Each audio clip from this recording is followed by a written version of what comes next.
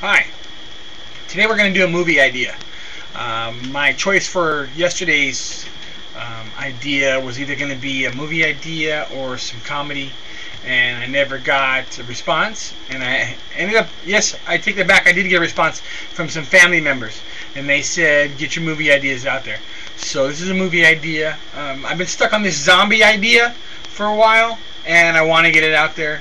It's not the world's coming to an end, there's a handful of people left.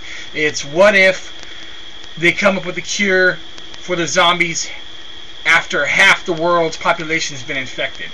Now, there's a doctor working in the lab. Jumping right into the movie theater, or movie idea. There's a doctor working in a lab, frantically, just, and twisting things, turning things. He's got a bunch of tubes.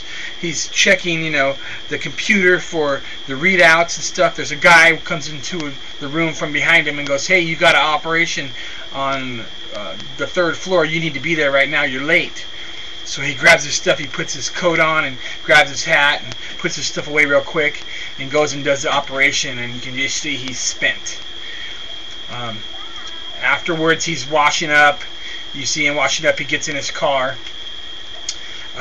He goes home. He gets a phone call saying they didn't make it. I'm sorry. They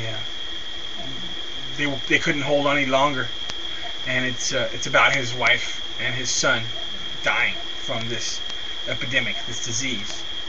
For some people, it kills them. Some people, it turns them into this zombie. But so they die, and he goes back to the lab the next day, and he's working on this cure. He persists, and 2 weeks later, he's working and he finds his cure, and he puts it on the internet and he posts it, and it's worldwide. Then a couple weeks later, he's in the hospital in the ER, walking around doing his rounds, and there's gurneys all over the hallway. There's people laying in these beds, and they're just spent, and you can see there's red and there's scratches, and there's some of them have little bloody tears coming out of their eyes, and it's all like they're all waking up from this dream. They're all just kind of in a daze, waking up on these gurneys, and he comes across this girl who's crying, and he tries to console her. Hey, it's okay. It's gonna be all right. You're gonna be okay now. And no, I won't. I can remember everything. Well, part of the coming back from being infected is a lot of people don't have their memory. Some of them do, and the ones that do, that did bad things, it's wearing on them. And this is one of those people. She's a young girl. She killed her husband and their young daughter, and she can remember all of it while in this enraged, infected state. So he tells her, he tries to console her, I know what it's like to lose someone. And she says, and he's talking, you don't know what it's like. And yes, I do, but it wasn't your fault. You were infected. You weren't yourself. It wasn't your fault. You have to forgive yourself. So over the next few weeks, you kind of flash back and forth. She has her own room. The doctor walks in there. They talk to each other for a little while. You see her getting better and healing, and then all of a sudden you walk by her room and she's not in there. There's an orderly changing the sheets, and the doctor peeks in the room and he looks away and walks past. Flash forward probably 2 years, and he's working frantically in the laboratory again, trying to make up a cure. And you're like, oh man, what's going on here? He's working the desk and trying to make a cure and checking the computer for all his stuff again. And the guy that came in the first time to tell me how to operate is slowly walking in the door and slowly walking up behind him, and he asks him, "What are you doing?" "Oh, nothing, don't worry about it, I'm just working on something." And he takes it all and he shoves it all aside and turns the computer off, and the guy kind of walks away with a look on his face like you're not fooling me. So the doctor goes and puts his stuff away, and he's got a kind of a worried look on his face, and he driving home, he pulls up in his driveway. The house is all dark. Walks in the house, sets his things aside, starts walking down this hallway to the back room, and you hear a TV on. And he knocks on the door real quick and opens up the door, and you can see the TV flickering, and there's a very, very nice incandescent light that's on, and he walks over to this girl, and it's the woman that was in this room, and he kisses her on the forehead and asks her how her day was. And she smiles real politely, and she's quite a bit younger than him, but through this, you can tell they have a connection. Well,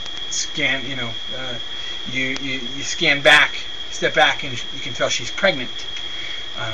And she's watching this news report about how there's been laws, an epidemic of people that were previously infected having children, and these children are zombies. These children are these crazy little sporadic, little gremlins, man. They're not cured. The zombie trait has altered their DNA at a molecular level and made them impervious to the cure. So it's been outlawed that anybody that's ever been previously infected can't have children. Well, when he looks at her and she looks at him, and there's a tear in her eye, and he just kind of nods his head, gives her a hug, and they fall asleep. The next day he's working at his desk again, working on his cure, and the doctor comes up behind him and he startles him, and he tells him, "I know what you're doing." "No, you don't. I'm not. No, it's nothing. Don't worry about it." "No, I know what you're doing. I have to tell the authorities. I have to tell, the people in charge, the administration." No, don't tell the administration. I'll take care of it.